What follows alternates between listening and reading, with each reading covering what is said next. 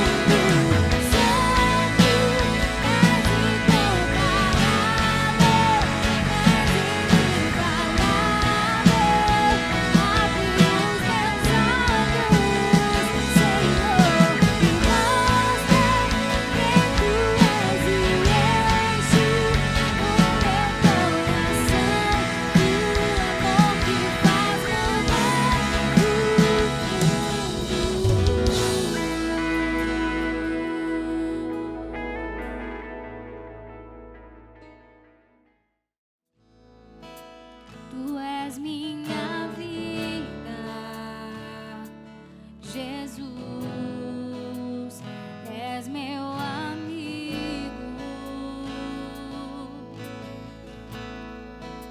e a tua vontade, doce Espírito, meu alimento.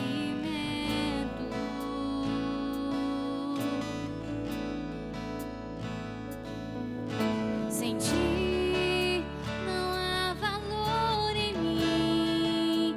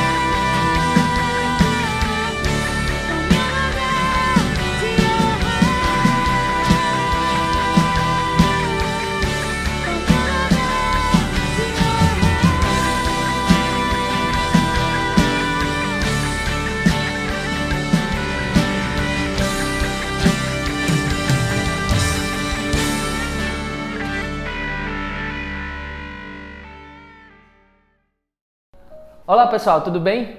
Que bom estar aqui com vocês novamente, que bom poder partilhar com vocês outra vez da palavra do Senhor, da gente poder estar junto meditando no que o Senhor tem nos dado e como é precioso esse tempo que a gente tem. É precioso a gente poder compartilhar das coisas que Jesus fez e do que Ele nos chama a fazer. Isso é incrível e foi tão bom quando a gente começou semana passada a estudar sobre o milagre da multiplicação dos pães e peixes e como isso influencia na nossa vida. Isso é incrível. E a gente vai mergulhar a partir de hoje nesse texto, a gente vai se aprofundar no estudo sobre esse milagre de Jesus e das suas implicações para nós. A gente já começou semana retrasada, há 15 dias atrás, a estudar isso aqui com o Igor e a gente teve uma palavra tão abençoada. Eu sugiro que, se você não viu ainda, eu sugiro você a procurar aqui no nosso canal mesmo da igreja, no YouTube, a mensagem anterior, para que você seja tão abençoado, assim como eu fui, podendo ouvir o irmão Igor trazer aquela mensagem tão importante. E eu queria convidar você agora, aí onde você está, acessar a sua Bíblia, abrir a sua Bíblia no Evangelho de João, no capítulo 6, versículo 1 e no versículo 2. A gente vai versículo por versículo avançando no entendimento desse texto.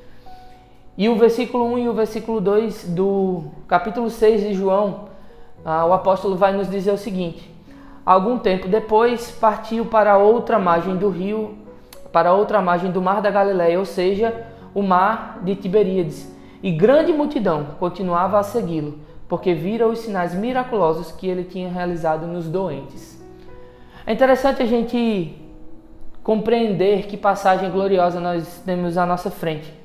E eu queria que você se imaginasse por um instante como um judeu do primeiro século, alguém que estava envolvido naquele contexto todo. E toda a história do teu povo aponta para a chegada redentora de um Messias, de um Salvador. Esse Salvador viria a restaurar o status de Israel como uma grande nação. Esse Salvador seria a redenção de Israel. Lembre que você e seu povo estão sob o domínio de um dos maiores impérios que já existiram sobre a face da terra. Lembre ainda que Deus não fala com Israel há mais de 400 anos. Nenhum dos profetas, Deus não tem se revelado a nenhum dos seus profetas. Porém, desde pequeno, desde criança, você cresce ouvindo sobre essa história desse Messias. Você cresceu ouvindo que Deus haveria de mandar um nascido de mulher, assim como você aprendeu lá no início, lá em Gênesis capítulo 3, versículo 15, que Deus haveria de mandar aquele que, nascido de mulher, esmagaria a cabeça da serpente. Você ouviu sobre a história de Abraão, sobre como ele levou Isaac até o Monte Moriá. Você ouviu sobre a pergunta de Isaac: onde está o cordeiro, pai? Você sabe também da resposta de Abraão quando disse: Deus proverá o cordeiro. Você ouviu sobre Moisés, que tirou o povo do Egito e os conduziu peregrinando pelo deserto até chegar na Terra Prometida. Você ouviu sobre Davi, sobre essa história triunfal de um rei super vencedor que dominou toda a nação de Israel e governou com mão de ferro. Você ouviu várias histórias sobre homens que foram usados por Deus para determinados propósitos, e sempre essas histórias indicavam para um ponto culminante, indicavam para o que Paulo chama de plenitude dos tempos. Você ouviu dos profetas, de Ageu a Isaías, todas as linhas dos profetas indicavam um caminho para o Messias. Todos os profetas falavam sobre esse Messias. Você viu ao longo de muitos e muitos anos homens se levantando, reivindicando para si esse título, essa posição de o Messias, do Cristo de Deus. Como que você, um judeu médio, um judeu da Palestina do primeiro século, como que você iria saber que alguém que reivindica para si o título de Messias é realmente o Cristo de Deus? A resposta, por mais óbvia, ela é simples: pelos sinais. E os sinais, a profecia diz que os sinais acompanhariam o Messias. E é interessante que Jesus, mesmo antes de realizar o seu primeiro milagre lá em Caná da Galileia, naquele casamento, na multiplicação, na transformação da água em vinho, mesmo antes desse momento, Jesus, depois de sair do deserto, de ter passado 40 dias, de ter sido conduzido pelo Espírito Santo, Jesus se assenta numa sinagoga, muito provavelmente na sua cidade, Nazaré, se assenta no meio daqueles homens da lei, que estudavam a lei ali naquele tempo, e pede o rolo do profeta Isaías. E ele passa a ler o que o profeta Isaías descreve no capítulo 61. E essa passagem está lá no Evangelho de Lucas. Eu queria que você acessasse Lucas capítulo 4, no versículo 18. Jesus pede o rolo e diz: o Espírito do Senhor está sobre mim, porque Ele me ungiu para pregar boas novas aos pobres. Ele me enviou para proclamar liberdade aos presos e recuperação de vista aos cegos, para libertar os oprimidos e proclamar o ano da graça do Senhor. Então ele fechou o livro, devolveu o assistente e assentou-se. Na sinagoga, todos tinham os olhos fitos nele. E ele começou a dizer-lhes: hoje se cumpriu a escritura que vocês acabaram de ouvir. Jesus, ele encerra em si mesmo todas as características do Messias. Jesus é o Cristo. Jesus é a promessa feita. Jesus é a culminância dos tempos, a plenitude de todas as coisas. Todo o Velho Testamento apontou para o Messias. Estudos dizem que existem 8 profecias a respeito do Messias. E um escritor chamado Peter Stones, que escreveu um livro chamado Science Speaks, ou A Ciência Fala, ele escreveu que a probabilidade de uma única pessoa encerrar em si, ou de culminar em si, todas as 8 profecias a respeito do Messias, que uma pessoa só a realizar tudo isso, a chance é 1 em 100 quatrilhões. 100 quatrilhões. Você quer saber o que é isso? Stones diz que se a gente pegar uma moeda de $1 e a gente fizer empilhar todas as moedas uma em cima da outra, essas moedas vão formar uma camada de espessura de mais ou menos 60 centímetros. E essa camada de espessura de 60 centímetros dá para cobrir todo o estado do Texas. Tá, nós somos brasileiros, o estado do Texas nos Estados Unidos talvez não faça muito sentido para você. Então imagine que essa camada de moedas iria cobrir toda a extensão dos estados do Rio de Janeiro, Minas Gerais, Espírito Santo e Sergipe, juntos. E aí Stones disse que a gente deveria fazer uma marca em uma das moedas e misturar todas elas e empilhar de volta, colocar uma venda em um homem e dizer: pronto, agora você vai escolher uma moeda. E essa uma moeda tem que ser a moeda marcada. Essa é a chance de 1 em 100 quatrilhões. Essa é a chance que indicaria que todas as profecias se cumpririam em uma pessoa só. Seria tal coincidência que tudo se cumprisse em uma pessoa só. A coincidência seria comparado a essa chance de 1 em 100 quatrilhões. Então Jesus é sim a culminância da profecia proferida desde Ageu até Isaías. Mas se mesmo assim você, um judeu, não acreditasse que Jesus era o Cristo de Deus, mesmo com todas essas evidências, mesmo com Jesus lendo esse texto na sinagoga, mesmo assim, se você não acreditasse, Jesus começou a realizar sinais e prodígios no meio do povo. Jesus começou a curar doentes, Jesus começou a expulsar demônios, Jesus começou a realizar milagres, e esses milagres atestavam ainda mais quem ele era. E sua fama se espalhou rapidamente por toda a região, e um monte de gente, uma multidão de desgraçados, a maioria daquelas pessoas que começaram a seguir Jesus, eram homens desprezados pela sociedade, era gente marginalizada, era gente que os líderes religiosos muito provavelmente nunca lançariam sequer um olhar sobre eles. É esse tipo de gente que começa a seguir a Jesus, esses homens e mulheres, ao contrário do que costumeiramente nós acreditamos, eles não seguiam Jesus simplesmente por causa dos milagres. Eles seguiam Jesus porque eles tinham dentro de si a esperança que foi nutrida desde criança de que haveria de vir o Messias de Deus. Eles acreditavam que Jesus era esse cumprimento da profecia. Muito além do milagre, aquela multidão seguia Jesus porque eles sabiam dessa profecia. Os sinais realizados por Jesus Cristo, eles não apontavam simplesmente para a chegada do Messias, eles apontavam também para a chegada do reino de Deus. A expectativa daqueles que estavam seguindo Jesus de perto era que eles iam ver muito mais do que milagres, eles iam ver um momento histórico, a inauguração de um novo momento na vida do povo de Israel. Os sinais estavam então confirmando a chegada do Messias e a chegada do reino de Deus. Relembrar a importância dos sinais realizados por Jesus nos ajuda a compreender um pouco mais o ministério do Cristo de Deus e os milagres por ele realizados. Ao mesmo tempo, lança um enorme desafio à sua igreja, a nós, seus discípulos e discípulas. Isso porque os sinais não se encerraram em Jesus, eles não acabaram com Jesus. Veja na sua Bíblia, no Evangelho de Marcos, capítulo 16, versículos 17 e 18, Jesus diz o seguinte: e estes sinais seguirão aos que crerem.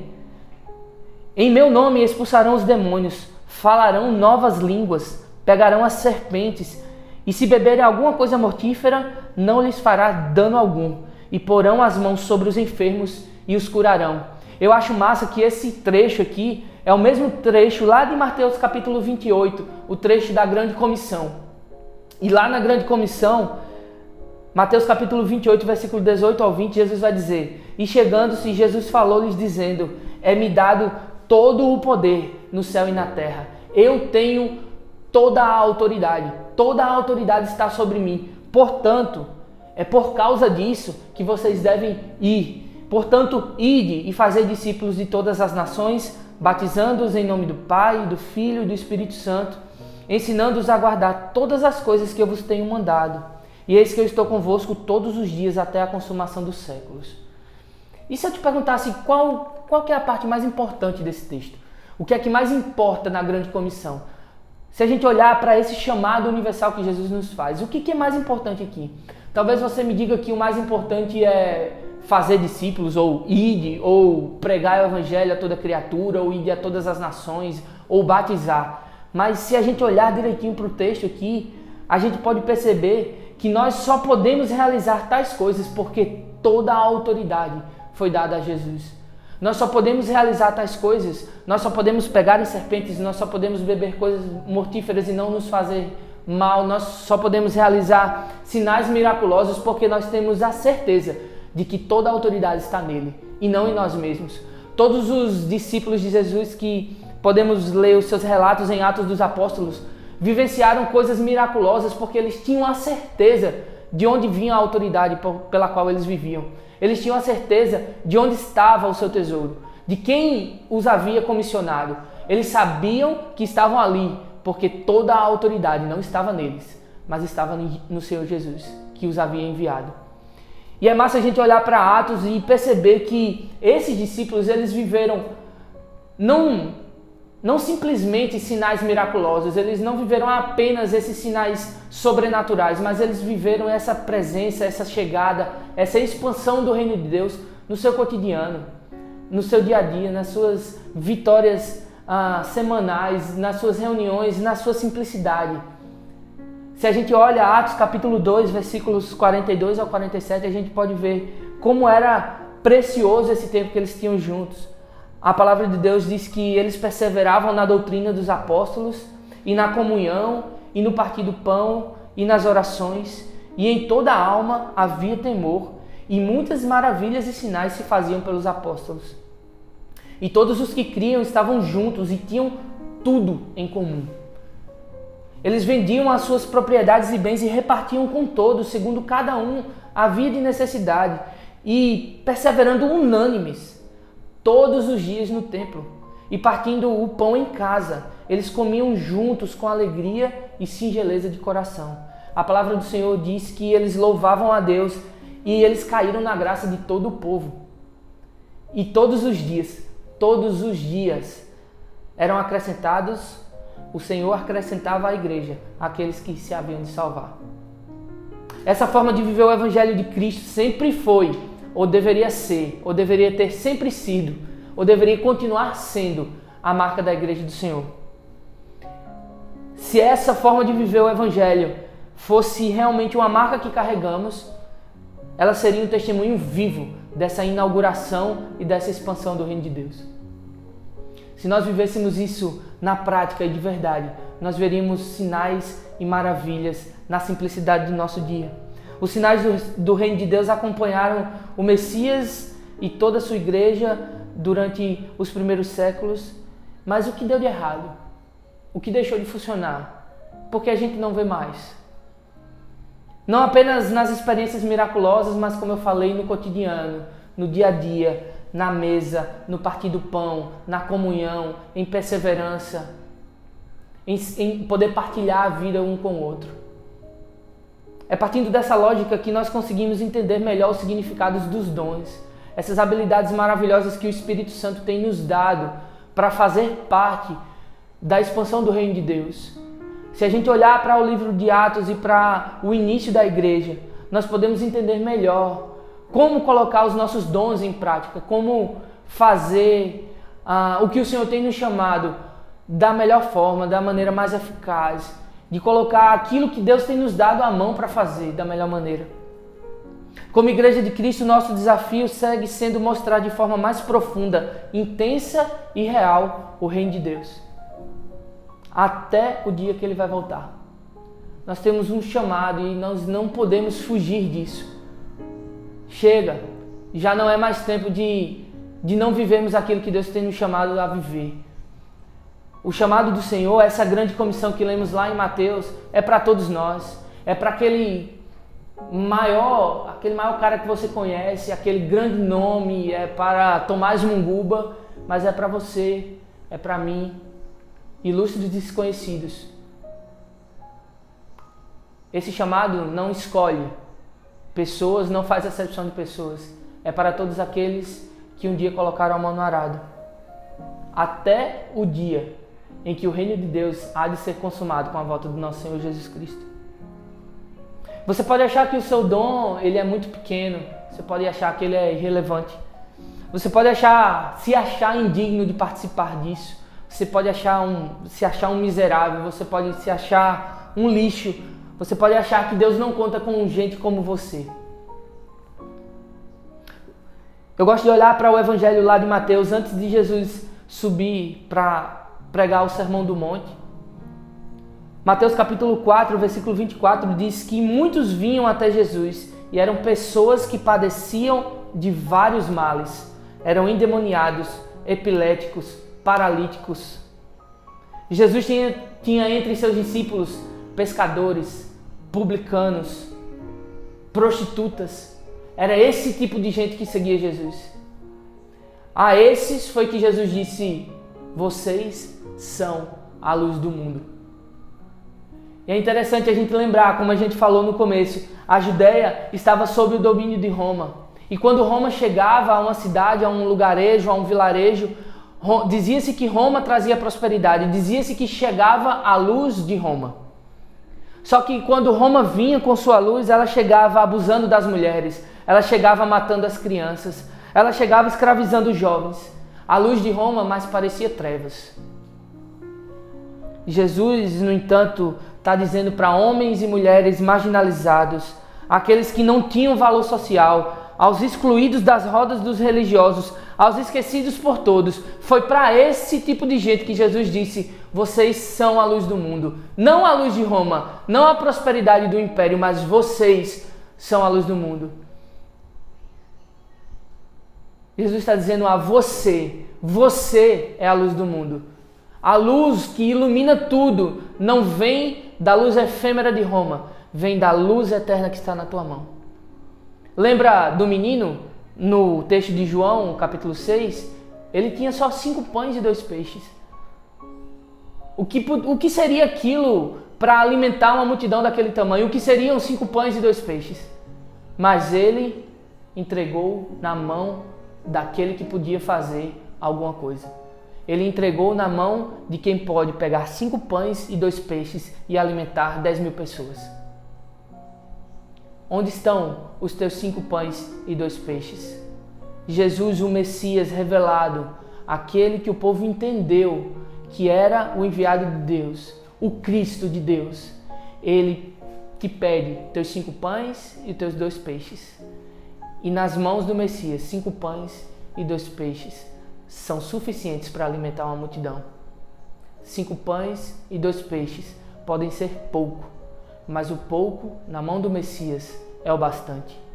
O que você vai fazer com os dons, com os seus 5 pães e com os seus 2 peixes? O que você vai fazer com o que Deus tem te colocado a mão para fazer? Não falta trabalho. A seara é grande. Os campos estão brancos. Faltam apenas trabalhadores. Não existe possibilidade de alguém dizer que é discípulo de Jesus e não fazer nada. Não existe a possibilidade de alguém dizer que é discípulo de Jesus e não se envolver com a causa dele. Não existe a possibilidade de alguém dizer que é discípulo de Jesus e não se envolver com a grande comissão. Não existe possibilidade de alguém dizer que ama ao Senhor e não fazer o que Ele pede. Lembre-se, nós estamos no reino. No reino, o rei manda e os súditos obedecem. Nós somos os seus súditos. E o Senhor nos chama a fazer parte da sua missão. Nas mãos dele, até o pouco é bastante. É suficiente para alimentar uma multidão. O que você vai fazer com seus 5 pães e 2 peixes? O Messias te chama a entregar nas mãos dele. Eu queria orar por você. Senhor, muito obrigado, Deus, por esse tempo. Obrigado por podermos olhar para a palavra e entender que o Senhor é muito mais do que apenas milagres, Senhor. Os seus milagres são só os sinais para indicar quem você é, Deus. E nós já sabemos que você é o Messias. Nós já sabemos, Deus, que Tu és o Cristo, o Filho do Deus vivo. E nós nos rendemos a essa verdade, Senhor. Nós nos rendemos à realidade de quem nós somos diante disso. E nós confessamos que você, Senhor Jesus, é o nosso Salvador, é aquele que nos redime, é o nosso Messias, é o ungido de Deus. E nós queremos fazer aquilo que o Senhor tem nos dado a mão para fazer, Senhor. Queremos Te entregar os nossos 5 pães e os nossos 2 peixes, pois sabemos que nas Tuas mãos o pouco é o bastante, Senhor. É suficiente, Senhor. Mesmo a miserabilidade do que somos nas Tuas mãos é algo precioso e grandioso, Deus. E nós confiamos no Senhor. Muito obrigado por nos deixar fazer parte do Teu reino, de fazer parte dessa expansão maravilhosa, desses sinais que têm acontecido, Senhor. Desde a Tua vinda até a Tua segunda volta, Senhor. Até a Tua volta, Senhor. Muito obrigado, Senhor. Muito obrigado por poder fazer parte disso. E nos perdoa, Senhor, se temos enterrado os nossos talentos. Queremos colocar os nossos dons nas Tuas mãos para fazer parte daquilo que o Senhor tem planejado para o mundo. Para fazer parte desse chamado, dessa grande comissão que o Senhor tem nos deixado, Deus. Nos ajude, Senhor, para tanto. Nós clamamos a Tua ajuda, Senhor. Nós queremos cumprir da melhor forma possível o que o Senhor tem nos dado a mão a fazer, Senhor. Muito obrigado mais uma vez, Deus. É assim que nós te oramos, em nome de Jesus. Amém. Deus te abençoe, meu irmão.